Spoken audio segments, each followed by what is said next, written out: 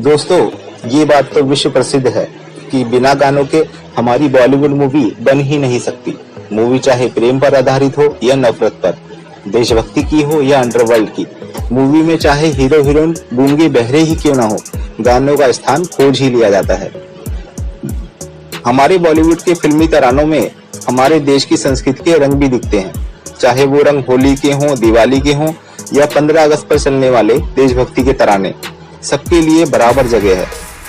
हमारे फिल्मी गाने हर जगह फिट किए जाते हैं, आशिक का पहला प्यार हो या मोहब्बत में जुदाई का गम। यही नहीं, फिल्म के विलन को भी संगीत का शौक बराबर रहता है, इसलिए मौका मिलने पर वो भी हीरोइन से गाना सुनने की अपनी तमन्ना पूरी कर ही लेता है। लेकिन शुरुआत से ऐसा ही नहीं है।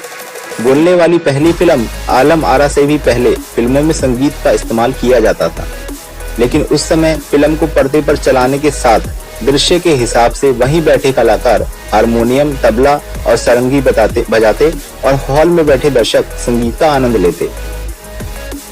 आलम आरा मूवी में सबसे पहले ऑन स्क्रीन संगीत का प्रयोग किया गया था, लेकिन उस दौर में शूटिंग के साथ साथ संगीत रिकॉर्ड किया जाता था, चाहे कोई गाना हो या कोई दृश्य। संगीत कलाकार स्क्रीन पर नजर नहीं आते थे, क्योंकि उन्हें सामान या पेड़ पौधों के पीछे छुपा दिया जाता था। 1931 में आलम आरा के आने के बाद से तो जैसे फिल्मों की बाढ़ ही आ गई। आश्चर्यजनक रूप से इंद्र सभा फिल्म में 71 गाने थे। नितिन बॉस ने अपनी पहली फिल्म धूप छाव में सबसे पहले प्लेबैक सिंगिंग का इस्तेमाल किया, क्योंकि इससे पहले नायक हो या नायिका शूटिंग के वक्त ही लाइव गाना गाते थे और उसे उसी हालात में रिकॉर्ड कर लिया जाता था। प्लेबैक सिंगिंग से ना सिर्फ समय की बचत होने लगी, साथ ही फिल्मी संगीत का स्तर भी बेहतर होने लगा। संगीत निर्देशकों का समय आ गया था, वह नए प्रयोग करने को तैयार बैठे थे। इसी बीच संगीत प्रेमियों के बीच आया ग्रामोफोन, जिसे लोग किसी अजूबे की तरह देखते थे, लेकिन इशारा यही था कि समय बदल रहा है, तकनीक बदल रही है। बॉलीवुड संगीत के पहले दौर की बात करें तो ये दौर कुंदन लाल सहगल, पंकज मलिक, नूरजहां और शमशाद बेगम की आवाज के नाम रहा। जहां पंकज मलिक और गुलाम हैदर जैसे कई म्यूजिक डायरेक्टर एक से एक अच्छी धुन तैयार कर रहे थे, उसी दौर में नौशाद ने भी फिल्मी संगीत में अपने कदम रखे। सहगल का गाया गीत जब दिल ही टूट गया हम जी के क्या करेंगे आज भी टूटे दिलों की आवाज बना हुआ है। 1940 में प्लेबैक सिंगिंग अपनी लोकप्रियता की चरम पर थी। फिल्म का संगीत शास्त्रीय संगीत पर आधारित होता था और अधिकतर ठुमरी शैली का इस्तेमाल किया जाता था। इस दशक में संगीतकार के रूप में एस.डी. बर्मन और मदन मोहन दिए, तो वहीं आवाज का जादू बिखेरते लता मंगेशकर, मोहम्मद रफी, हेमंत कुमार और गीता दत्त जैसे कलाकार दिए। बरसात में हमसे मिले तुम, अफसाना लिख रही हूँ, दिले बेकरार का और आवाज दे कहाँ है जैसे गाने आज भी गुनगुनाए जाते हैं।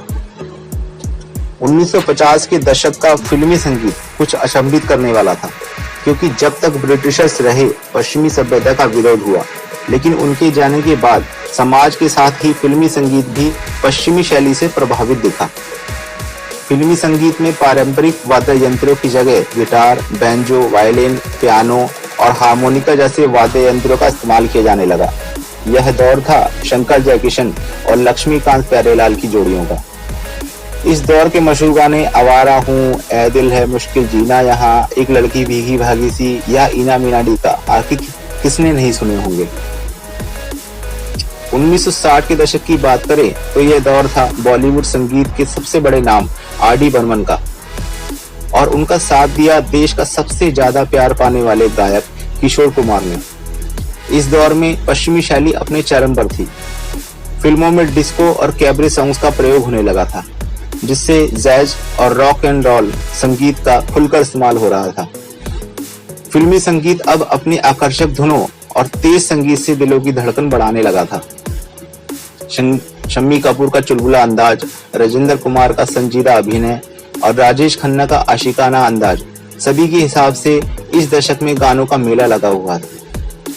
1970 का दशक शुरू होते होते लोगों का क्रेज कैबरे और जैज से हटकर धीमे और मधुर संगीत की ओर मुड़ गया था। यह वो दौर था जिसने हमें राजेश खन्ना और अमिताभ बच्चन जैसे सुपरस्टार दिए, जो हर साल कई हिट फिल्में दे रहे थे।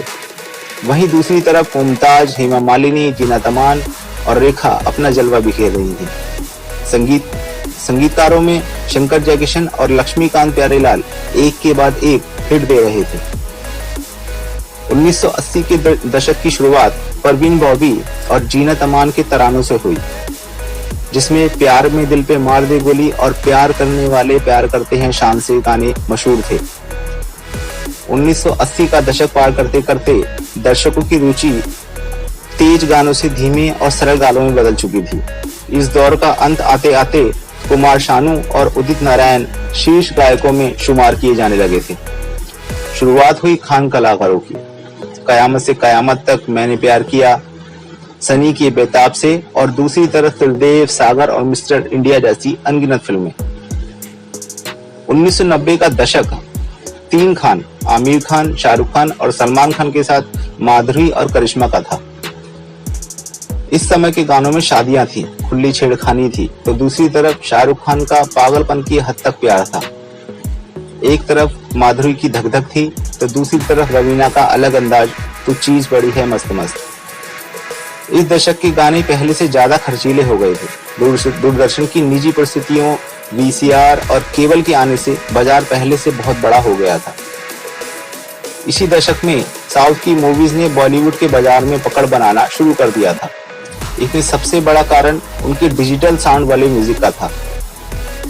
इस दशक की एसेट्स में सबसे बड़ा नाम AR रहमान का था, जो रोजा से ही AR रहमान ने दर्शकों को अपना दीवाना बना लिया। उसके बाद तो बॉम्बे, रंगीला, ताल और दिल से के गानों से AR रहमान दर्शकों के दिलों पर राज करने लगे। 2000 बॉलीवुड के संगीत का ऐसा दौर जिसमें गानों के स्टेज बड़े से बड़े हो रहे थे, वहीं गजलें फिल्मों से निकलकर अलग एल्बम में रिलीज हो रही थी। ये समय था ऋतिक और ऐश्वर्या की तरह के अच्छे डांसर्स का, करीना का और शाहिद कपूर का। हर दशक की तरह इस दशक की देन थे हिमेश रेशमिया, जो काफी पहले से म्यूजिक दे रहे थे, लेकिन उनका वक्त बदला आशिक बनाया गाने से। इस दशक में शंकर एहसान लॉय के संगीत का अलग ही अंदाज था। दिल चाहता है, कल हो ना हो, बंटी बबली और जैसी म्यूजिक हिट्स के साथ साथ उन्होंने सलाम-ए इश्क और झूम बराबर झूम जैसी फिल्मों का म्यूजिक दिया, जिनमें फिल्म का आधार ही उनका संगीत था। अब बात रह गई पिछले दशक की, जिसमें जाने पहचाने चेहरों की जगह मौका मिला अनजान आवाजों को। अलग अलग सिंगिंग प्रोग्राम में शोहरत पाने वाले गायकों को हाथों हाथ लिया गया। शो की वजह से पहचान मिलने से दर्शकों ने भी उन्हें सही से सुना। ऐसी ही कुछ आवाजें हैं नेहा कक्कड़, अरिजीत सिंह, जोबीन नौटियाल, अंकित तिवारी, पलक पंचाल और ना जाने ऐसी कितनी ही आवाजें। ये हैं इस दशक की कुछ नायाब नगमे। दोस्तों, मैं ऐसी ही कुछ हटकर जानकारियों पर अपनी वीडियो बनाता हूँ। प्लीज मेरे चैनल को लाइक और सब्सक्राइब अवश्य करें।